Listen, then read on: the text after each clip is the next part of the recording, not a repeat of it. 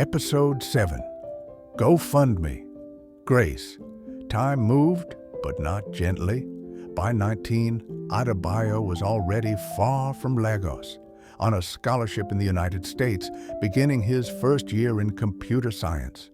He called his mother often, pressing his phone close to his face, trying to soak in every smile she gave him through the screen.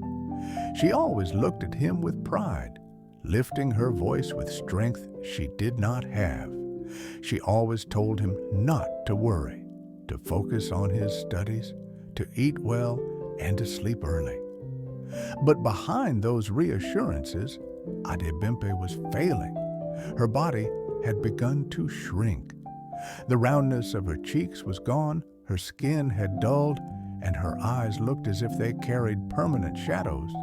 The vibrant woman who once worked long hours at the market could no longer even carry her tray of goods. She sold her coal stove and stopped trading. She lived on one meal a day, stretching beans, rice, and gari as if they were gold. She never told her son. To her, his success abroad was enough medicine. One Saturday morning, the truth came crashing down. Neighbors heard her scream. It was sharp, full of pain, and it broke the quiet of the morning. When they rushed outside, they found her collapsed at her doorway. Two women, a young boy, and the barber from across the street hurried to her. They fanned her, shouted her name, and begged her to open her eyes. But she was slipping in and out of consciousness, her body trembling. They did not have a car, so they flagged down a passing Keke Napep, waving frantically until the driver stopped. They lifted her into the seat, begging him to take her to the hospital, promising they would pay him later. The Keke rattled through the streets, swerving past potholes and vendors. Every bump in the road drew a groan from her lips. The boy held her hand, whispering prayers. By the time they reached the hospital, she was nearly limp. The hospital admitted her on emergency. Doctors rushed her into a ward, checking her vitals, drawing blood, and attaching her to a drip. The neighbors stood outside, anxious, waiting for news. Finally, a doctor came out, his voice heavy. He explained that her kidneys were worsening, an infection had spread, and her blood pressure was dangerously high.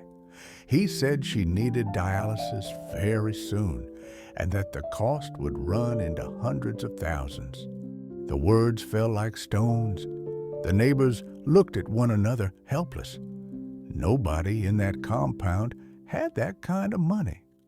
That evening, a nurse who had known Adebimpe years before sat with the neighbors outside the ward. She told them a story.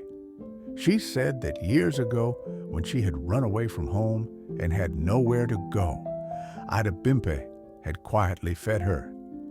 She had not told anyone about it. She had simply given food to a girl who had nothing. The neighbors nodded slowly, each remembering their own encounters with her hidden kindness. One remembered how she had once given akara even when she had none for herself. She had done so much and yet never announced it, never sought recognition. They decided they could not sit by. They had to act.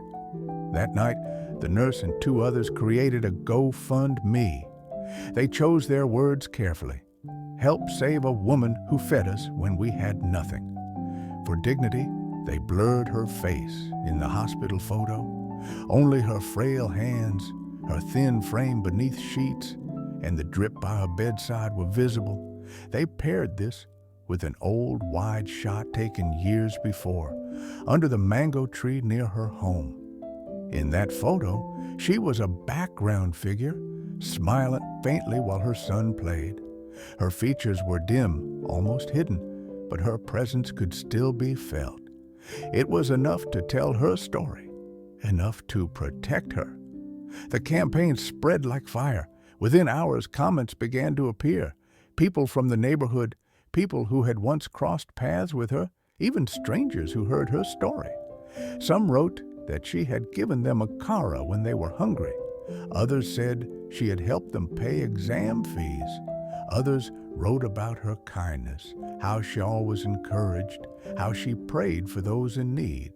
The page lit up with testimonies, and then the donations started to climb. Small amounts at first, 500 naira here, 1,000 naira there.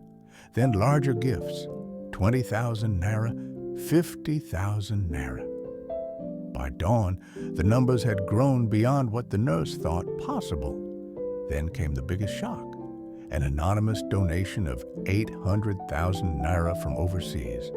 The nurse wept when she saw it. The neighbors clapped their hands and danced in relief.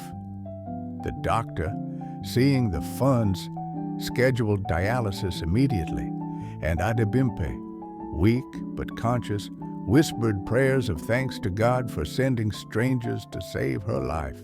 She never knew that one of those strangers was her son. And so, while Adebayo studied far from home, his mother was kept alive by the kindness of neighbors, the memory of quiet deeds, and the hands of people who remembered what it meant to be saved. The story was spreading.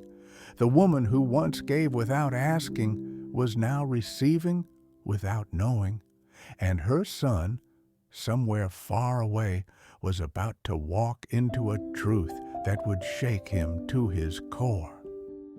If this story touched your heart, help it reach others. Like, comment, and share with a friend today. And if you're new here, subscribe now so you never miss the next chapter of hope, sacrifice, and redemption.